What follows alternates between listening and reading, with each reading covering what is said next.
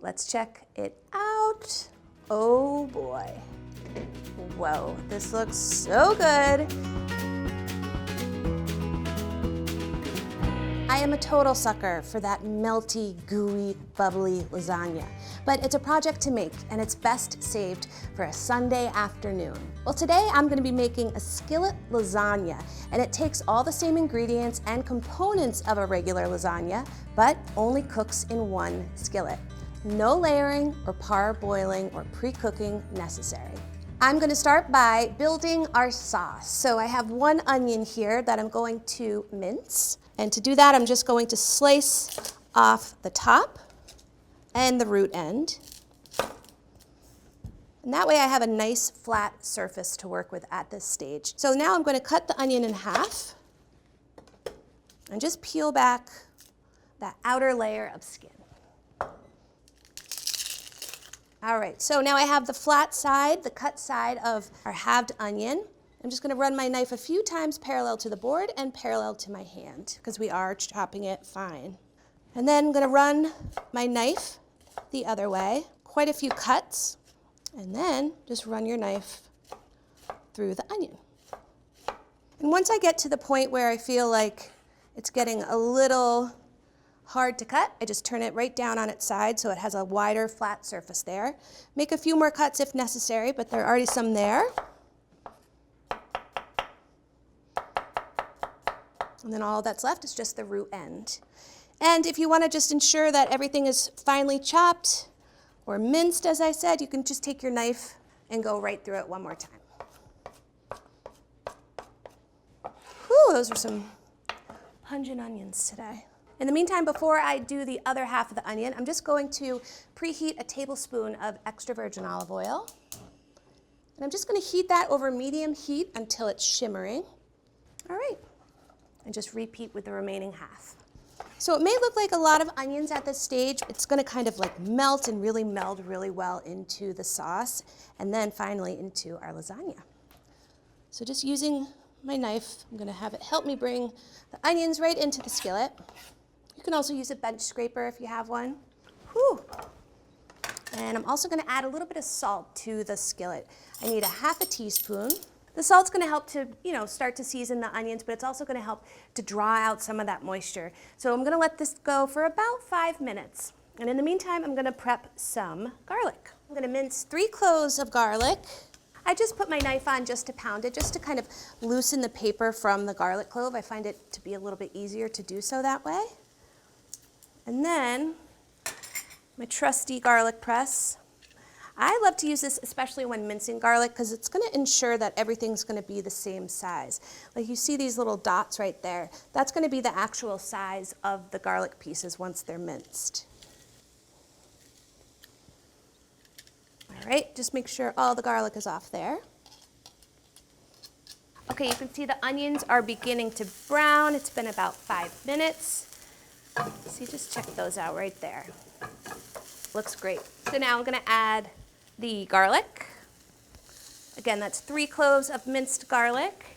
And then I'm going to add a little bit of red pepper flakes, just 1/8 of a teaspoon. Nothing that's going to be screaming at you when you eat it, but it's just going to give you a little bit of spiciness. Just going to let that go for about 30 seconds, just until I can smell the garlic. Okie doke. So now, again, we're sort of building the sauce in the skillet. So it's almost like we're building a meat sauce because I haven't added the noodles yet. But what I have here is I have a pound of meatloaf mix. And that's a combination of veal, pork, and ground beef. And if you can't find that for whatever reason in your grocery store, you can use a pound of 85% lean ground beef. So I'm going to add that right into the skillet. And then just break up the meat. I've got this flat tip wooden spoon, and it's so great, especially for stuff like breaking up ground beef and ground meat, because it really helps you get in there. And the meatloaf mix is delicious for any kind of meatballs or lasagna, or as the name says, meatloaf. It has a bunch of different flavors going on from the different varieties of meat that are in there. And I find it to be super tender, especially because of the veal. All right, so I'm just making sure that everything is mixed in together, the onions, the meatloaf mix, so that all the flavors are gonna kind of hang out right now and blend really nicely. Now while that cooks, I'm gonna grab our lasagna noodles. So these are regular lasagna noodles. They are not the no boil lasagna noodles, and that's intentional. So what I did was I grabbed 10 of these lasagna noodles, and I'm going to break them into 2-inch pieces because we're not gonna be layering anything like a traditional lasagna. Those usually have either a layer of meat sauce or bechamel sauce. Then you have a ricotta mixture. You've got layers of the lasagna noodles, and then it repeats throughout the entire lasagna. It's quite a beautiful thing to make and eat. So because we're doing it in the skillet, I'm just gonna break these into pieces so everything's going to cook together at the same rate and pretty quickly. So again, just breaking them into 2-inch pieces. They will break apart. They will not be perfect. That's totally fine. See, happens. So of all the one-pot pastas I've had in my life, this recipe is my favorite. And I don't have to go through and cut everything into bite-sized pieces for my 2 boys. I can just serve a spoonful. All right, let's give a stir to the meat. We're almost there. It smells so good right now. And as you can see, it's releasing a good amount of fat, which is good. That fat is flavor. We want all that in the skillet right now. And I'm also breaking it into pretty small pieces. Just that way you're not gonna bite down on a big hunk of, ground meat. Now that the meat is no longer pink, I'm going to, this is gonna maybe look a little strange, I'm gonna scatter our broken noodles on top of the meat, and I'm not gonna stir them. It's gonna make a little more sense in a second. It's gonna look like one of your kids came into the kitchen and just did this and then just walked away, but it's intentional. These noodles need to cook. They're obviously not gonna be able to cook in the liquid that's in the pan right now. But what I need to do is I'm gonna have to add a little bit of extra liquid to ensure that everything cooks through and cooks at the same time. So I have 28 ounces of diced tomatoes, and now I'm gonna add a little bit of liquid to this. I'm gonna add some water just until it measures 4 cups total. Now I'm gonna add these right to the skillet, carefully. And I'm still not stirring, as you can see. But I'm also gonna use 1 8-ounce can of tomato sauce. This is already cooked. It's got some extra spices and some aromatics in it. So that's always welcome in a one-pan dish like this. And I'm going to cover the skillet and then bring it up to a simmer. All right, I'm gonna reduce the heat to medium-low and cook this for 20 minutes until the pasta is tender. And I will go in there every few minutes and give it a good stir. It's starting to look a little bit more like lasagna now. I'm just gonna check the noodle for doneness here. So I'm gonna stir some Parmesan that I've grated into the lasagna right now. It's about 1 ounce that I've grated ahead of time. And it's gonna mimic that cheesy part of the lasagna that we all love.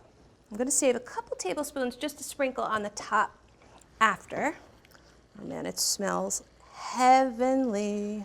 I'm gonna add some ricotta cheese because that's the only thing missing from our lasagna. I'm actually gonna go in and just do some heaping tablespoons throughout the skillet. So it's a lasagna reimagined, deconstructed lasagna. Scooch that guy over. I'll put one in the center. And now I'm gonna let the ricotta soften. I'm gonna put the lid back on. I'm gonna let this sit for about 5 minutes and let that ricotta kind of just chill out a little bit and blend in with our lasagna. And then in the meantime, I've got some basil here. I'm just gonna tear it. I'm looking for about 3 tablespoons just to sprinkle over the lasagna before we eat. Let's check it out. Oh boy. Whoa, this looks so good.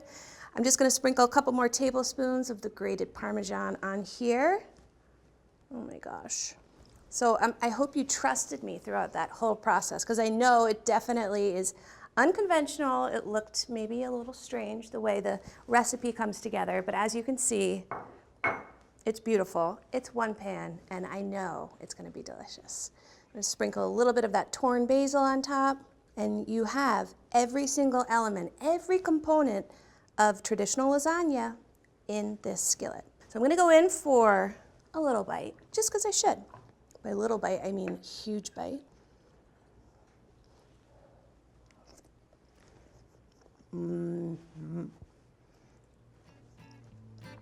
So tender. It like melts in your mouth. Get some of those noodles, the ricotta cheese, some basil. If If I had a blindfold on, I would think this was just regular lasagna. And it normally takes so long to make one.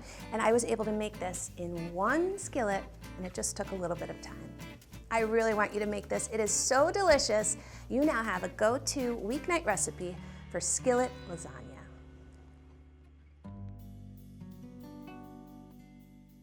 Thanks for watching. The link for this recipe is in the description below. And after you make this recipe, let me know what you think in the comments. See you next time.